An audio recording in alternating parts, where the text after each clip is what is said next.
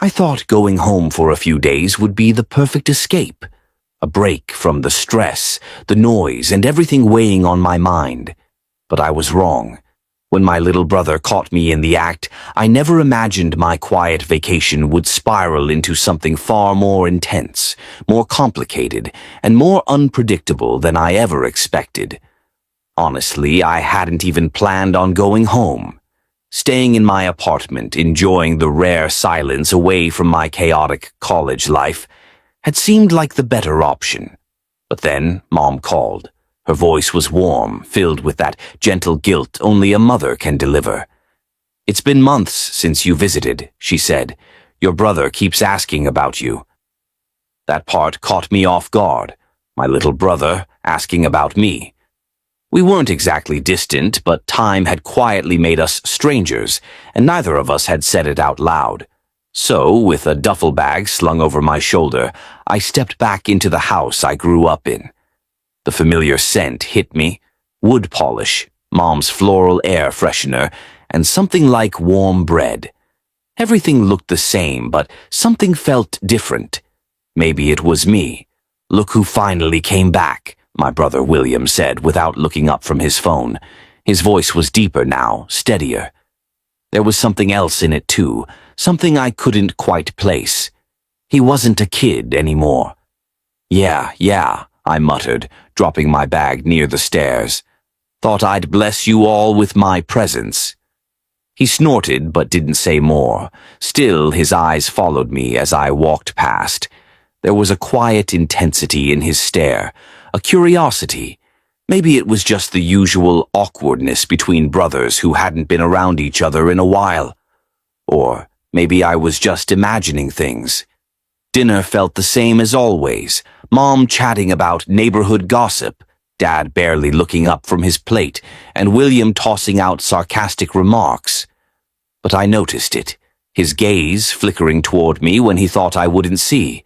And that strange awareness, it settled into my bones and stayed there.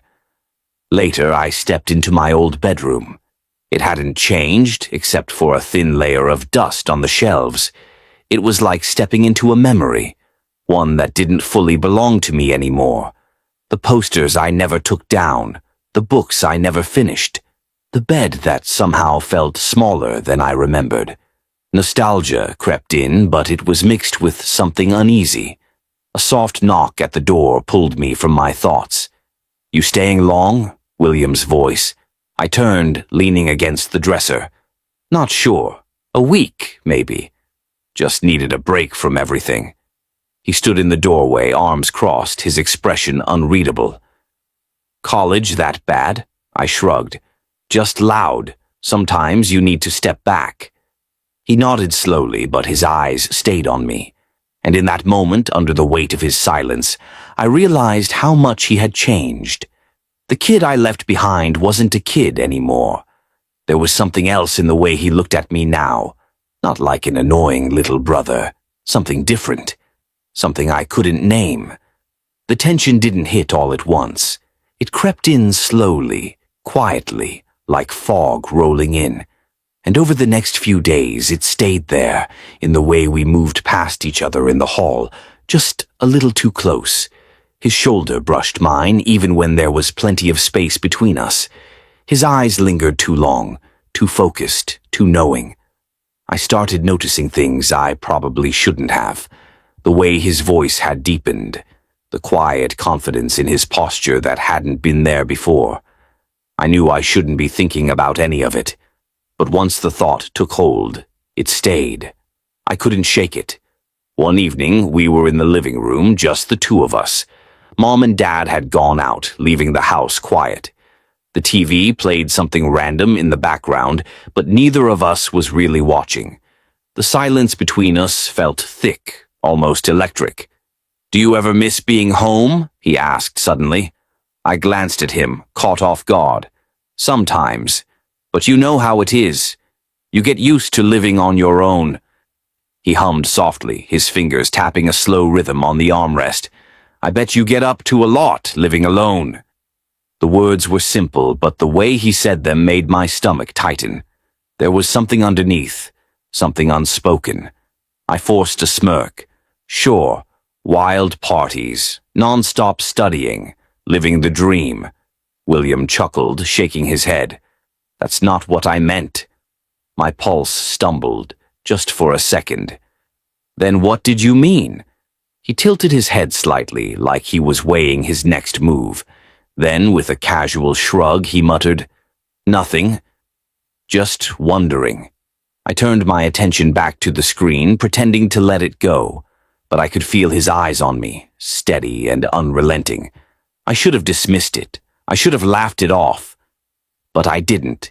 That night, lying in my old bed, I couldn't sleep. Every little moment from the past few days looped through my head. The way he looked at me, the way his voice dipped lower when he spoke, the way he hovered near me, always just close enough. I rolled onto my side, staring up at the ceiling. Maybe I was imagining it. Maybe it was nothing. But a part of me knew it wasn't. And the worst part, I didn't mind it. The days went on, but something had shifted. Maybe it was just adjusting to being home again, or maybe it was something else. William and I had always gotten along fine, but now we were spending more time together. Small moments, innocent on the surface, but they stuck with me, sitting a little too close on the couch, brushing past each other in the hallway when there was more than enough space. At first, I thought it was in my head, but every time our arms grazed, every time our knees bumped under the dining table, it jolted something in me. I kept telling myself it was nothing, just old habits mixed with unfamiliar closeness. But then came the comments. "You're looking different these days," he said one afternoon. His voice was light, but his gaze didn't budge. "Oh, yeah? In what way?" I asked, keeping my tone casual. He shrugged, lips twitching like he was holding back a smile. "I don't know, just different." He left it at that, but it stuck with me. Then came the looks, the kind that last just a second too long. Long enough to notice, long enough to wonder. Sometimes I'd catch him watching me, his expression unreadable, and instead of looking away like most people would, he held my gaze, waiting, testing. I never said anything. I acted like I didn't notice. But at night, lying in the dark, I did. I noticed everything. The small touches, the lingering stares, the way the air seemed to shift whenever we were alone, and no matter how hard I tried to brush it off, I couldn't. It was ridiculous, but it was real. Honestly, I kept telling myself I was overthinking it, until the night everything shifted. It was just a regular evening in the kitchen. He was by the counter, reaching for something in the cabinet above. I moved past him to grab a glass, and in that split second his hand brushed against my waist, barely there, probably accidental, but it lingered for just a second too long. I froze, not in discomfort, but more like I was bracing for something unspoken. William didn't step away right away. His fingers curled slightly like he was weighing his next move. Then he pulled back. "Sorry," he muttered, but the way he said it didn't sound like an apology. I didn't respond. I couldn't. That night, my thoughts wouldn't settle. I couldn't stop replaying the way he'd looked at me. The subtle shift in his tone. I had always been the older one, the grounded one, the one who kept things in check. But now the balance felt off. He was the one leaning in, pushing boundaries, waiting to see how I'd react. And the worst part? I didn't hate it. Just as I was about to drift off, my door creaked open. I turned, expecting it to be Mom or Dad. But it was William. He leaned against the doorframe, arms crossed, that same unreadable smirk on his face. "You look tense," he said casually. My stomach turned. I swallowed. "What?" "You've been acting weird." He stepped further into the room, not bothering to close the door. "I haven't," I said quickly, sitting up. He didn't look convinced. "I think you have." The silence stretched, The space between us felt strange, open, yet loaded. He wasn't supposed to be here, not like this. But I didn't tell him to leave. He stood there for another moment, then turned and walked away. But the tension, that stayed. It was in every conversation after that, every moment we shared. It wasn't subtle anymore. It was there, right under the surface. And William? He wasn't pulling back. If anything, he was getting bolder. It started small, standing a little too close when I was cooking, reaching past me with lingering touches, saying my name with a tone I couldn't quite place. Then came the weekend. Mom and Dad had planned a little getaway. "Just a few days," Mom said at dinner, smiling. "You boys will be fine." "Of course," I said, keeping my voice steady. Across the table, William chuckled. Low, quiet, but I caught it. And when I glanced at him, he was already looking at me. The house felt different once they left, empty in a way that made every sound louder, every moment longer. That evening I tried to distract myself, TV, my phone, anything, but he wasn't helping. "Enjoying the silence?" he asked, dropping onto the couch beside me. I shrugged. "Feels weird." He stretched, arms rising over his head, his shirt lifted slightly, exposing a flash of skin. "Guess we'll have to entertain ourselves somehow." I tightened my grip on the remote. Later that night, I went to the kitchen for a drink.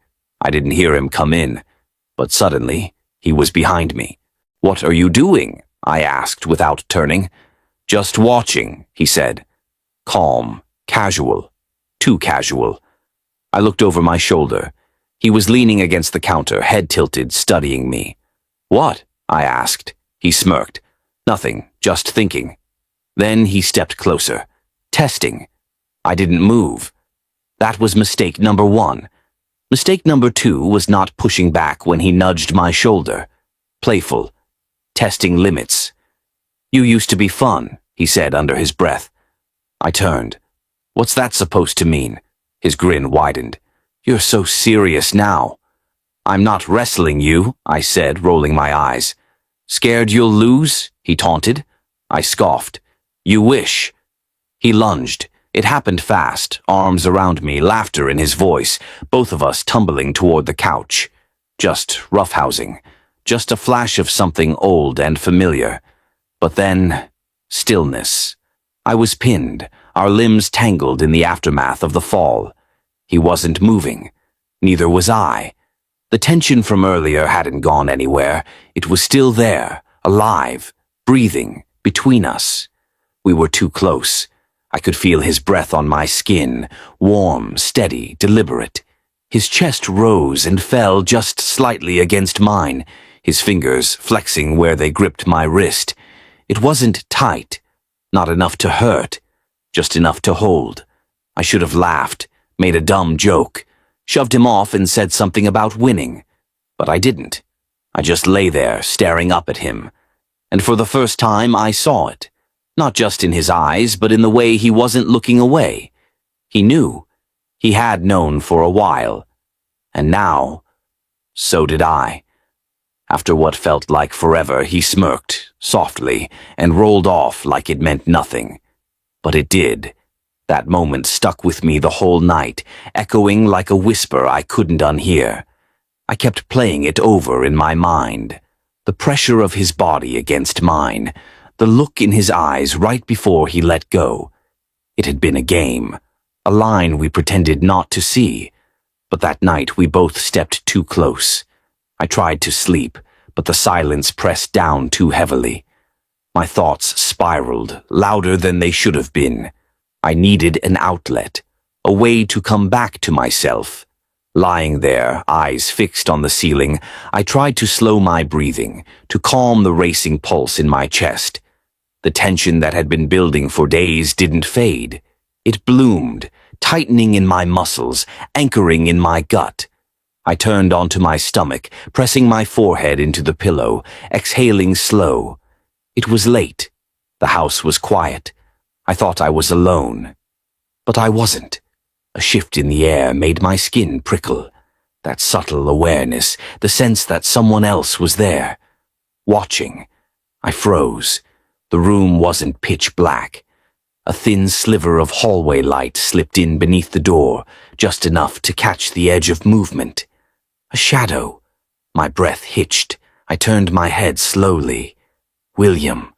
He was standing there, just inside the doorway, still as stone. For a second, maybe two, we stared at each other. No words, no expression, just the weight of everything we hadn't said collapsing between us. I didn't know what to do. Say something. Look away. Pretend I didn't notice him standing there like he belonged in that silence. But he didn't move, and neither did I. His hands gripped the frame of the door, his knuckles pale. He wasn't shocked. He wasn't confused. His face was unreadable, but his presence said everything. My chest felt tight, not from panic, from something deeper. He'd seen more than I realized. He exhaled quietly, then spoke. His voice was soft, almost conversational. "I've heard you before." The words hit like a ripple through still water, quiet, intimate, honest. I sat up slowly, trying to steady my breath. "I don't know what you mean," I said, but even I didn't believe it. His lips twitched, not quite a smile. "Sure you do." "How long?" I asked before I could stop myself. He leaned on the door frame, head tilting slightly. "A while?" The admission landed heavy. All this time I thought I'd had privacy, thought I'd kept everything neatly locked away. But maybe I hadn't. Maybe the walls were thinner than I thought. Or maybe I just hadn't wanted to see the truth. He watched me for a moment longer. That gaze, measured, intense, too calm for how loud everything felt inside me. Then finally he pushed off the frame. "Well," he murmured, voice trailing as he turned away. "Guess we both know now." He looked like he was about to leave, but then he paused, glanced over his shoulder. His eyes locked onto mine. Something flickered behind them, something unreadable. Then, with the faintest trace of amusement, he said, "Don't stop on my account." And then he was gone.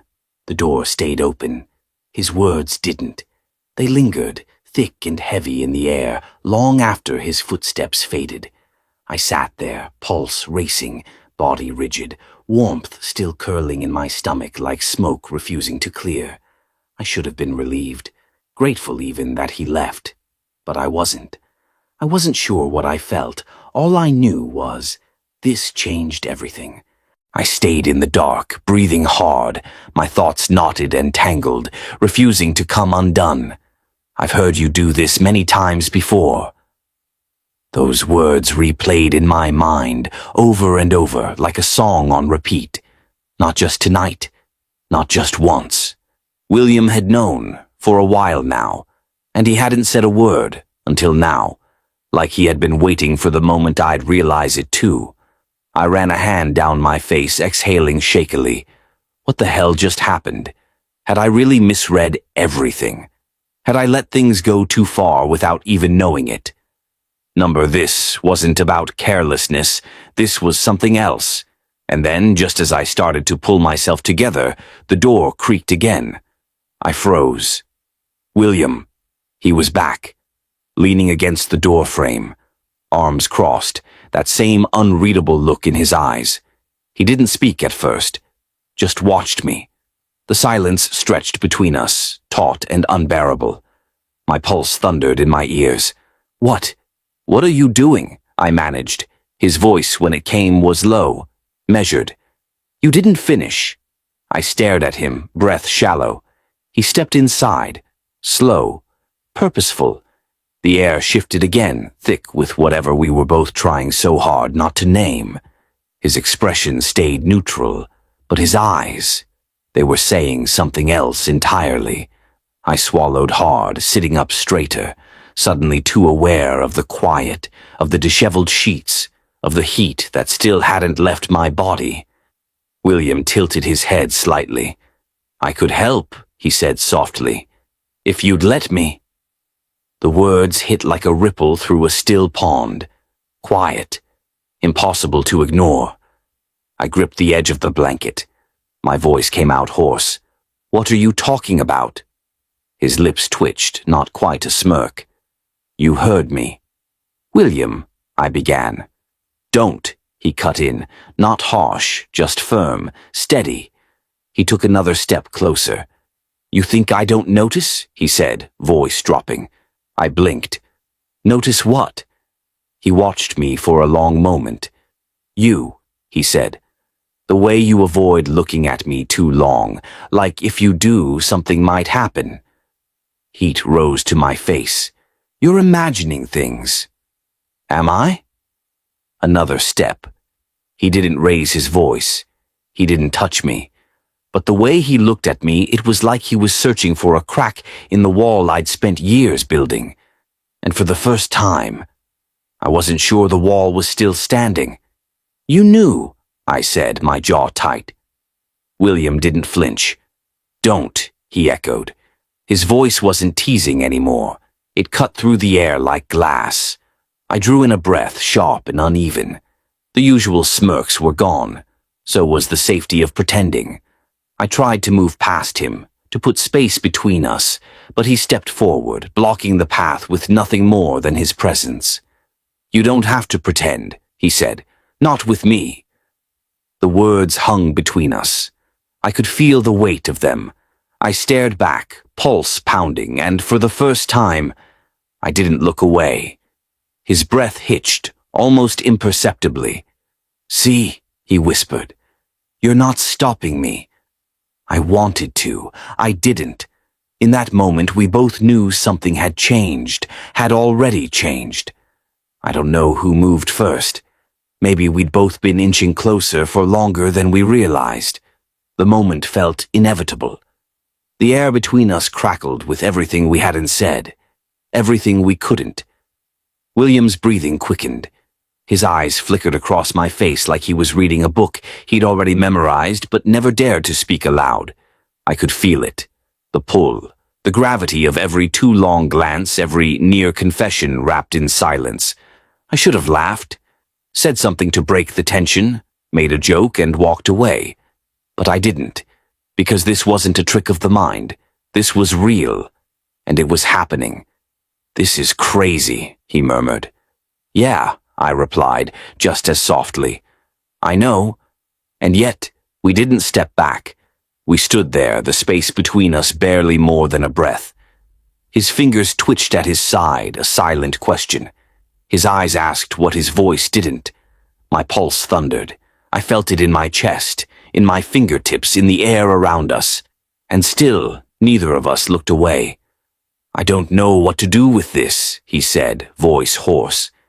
"Me neither," I admitted. But I knew one thing. I didn't want to walk away.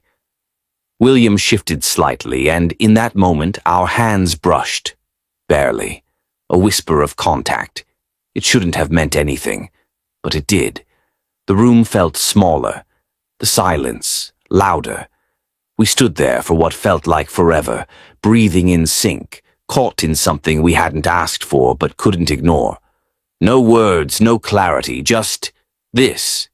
A line we hadn't meant to cross, a truth we couldn't unsee. And still, neither of us let go. I didn't mind. The seconds stretched thick between us, weighted with everything we hadn't said, everything that had been simmering beneath the surface for days, maybe weeks, maybe longer. Then, a sound, sharp, sudden, something from downstairs. The moment shattered. My stomach twisted. Reality hit like cold water. William flinched, the breath he'd been holding catching in his throat. His body went still. The sound lingered in the silence, unnatural in its intrusion. Neither of us moved. For a split second we stayed frozen, like stillness might somehow preserve what had just passed between us. Like the fragile balance of this moment would collapse if we acknowledged it out loud.